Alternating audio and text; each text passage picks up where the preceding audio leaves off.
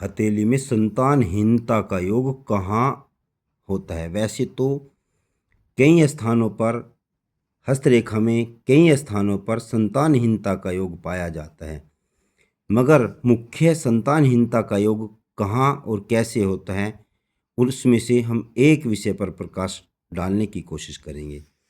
जब जीवन रेखा सीधी हो, जीवन रेखा सीधी हो, शुक्र का जो क्षेत्र होता है वह क्षेत्र संकरा हो जाए, छोटा पड़ जाए। शुक्र का क्षेत्र छोटा तभी होगा जब जीवन रेखा सीधी हो। इसी प्रकार से जो बुध रेखा होती है, बुध रेखा और मस्तिष्क रेखा का जहाँ मिलान बिंदु होता है, जहाँ मिलती हैं, उस मिलान स्थान पर कोई नक्षत्र का चिन्ह बना हुआ हो। इसी प्रकार से जो मध्यमा उंगली होती है, मध्यमा उंगली के तीसरे खंड पर, तीसरे पर कोई स्टार का चिन्ह बना हुआ हो। ये तीन बातें जिस जातक के हथेली में पाई जाती हैं उस जातक को संतानहीनता का योग रहता है। नंबर 1, जीवन रेखा का सीधा होना। नंबर 2, मस्तिष्क रेखा और बुध रेखा के मिलान बिंदु पर कोई नक्षत्र का यानी स्टार का चिन्ह होना। नंबर 3, मध्यमा उंगली के तीसरे खंड पर स्टार का चिन्ह होना।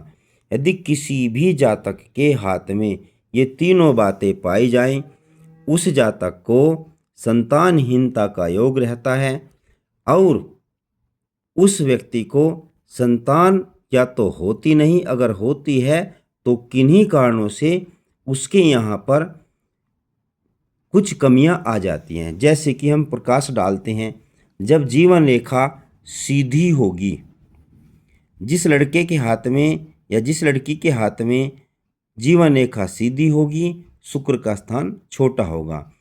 लड़का है तो उसको स्पंज की कमी आ जाएगी, उसके अंदर शुक्राणु की मात्रा कम होगी। यदि लड़की है तो उसके अंदर एग्स की कमी होगी। इसी प्रकार से जब जीवन रेखा और मस्तिष्क रेखा, जीवन रेखा और बुध रेखा दोनों रेखाओं के मिलान बिंदु पर स्टार का चिन्ह होगा, उस लड़की को या लड़के को, लड़की है तो उसके एग्स में इस प्रकार की कमी रहती है, उसकी ट्यूब के अंदर कुछ कमियां आ जाती हैं, उसकी ट्यूब के अंदर, बेबी ट्यूब के अंदर कमी आ जाती हैं। लड़का है तो उसके वर्षणों में कमी आ जाती है।